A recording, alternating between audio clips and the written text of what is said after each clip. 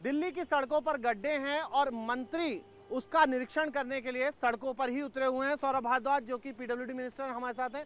सौरभ जी, सड़कें दिख रही हैं, गड्ढे वाली हैं, अब आप लोग उतरे हैं, कब तक ये काम चलेगा और कब तक ये काम हो जाएगा? लंबी बरसात दिल्ली के अंदर चली है इस साल और उसके कारण जहाँ जहाँ भी तारकोल की सड़क है ख़ास तौर पे वो बरसात जो है उसको डैमेज करती है और लंबे समय से ये गड्ढे जो थे ये दिल्ली वालों को परेशान कर रहे हैं।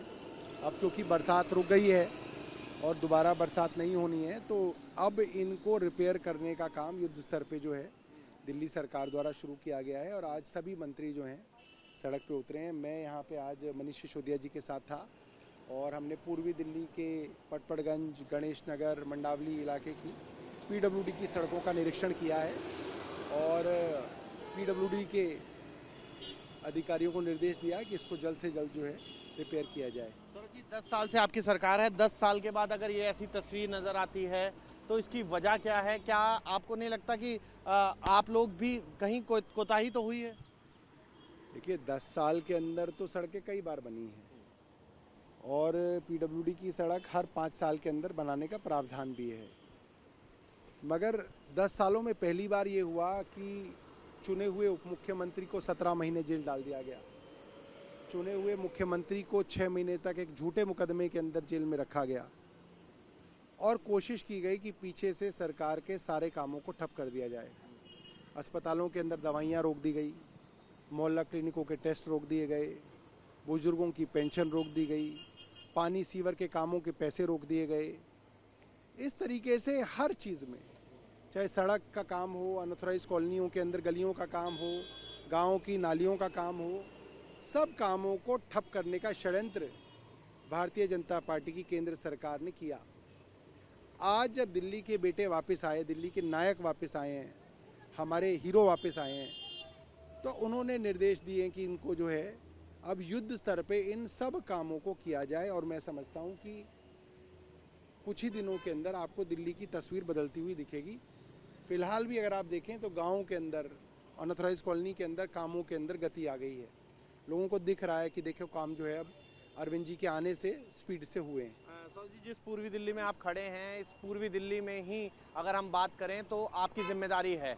कब तक दिल्ली के काम, खासकर जो आप अभियान चला रहे हैं गड्ढा मुक्त दिल्ली, वो कब तक हो जाएगा?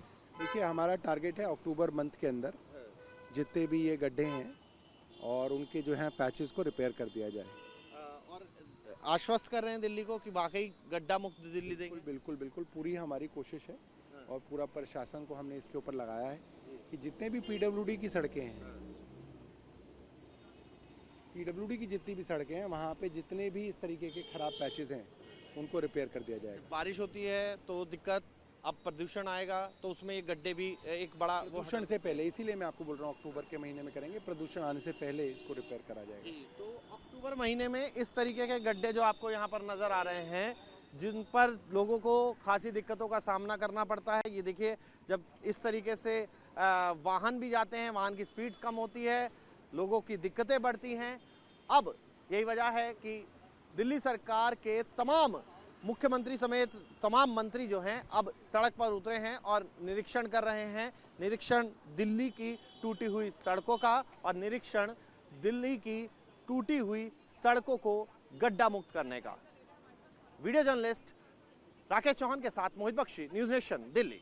Embrace the power of knowledge at Sanskriti University, ranked first in most promising university in engineering and management in India. Visit www.sanskriti. News nation अब व्हाट्सएप पर खबरों की ताजा अपडेट के लिए न्यूज़ नेशन के इस QR कोड को स्कैन करें।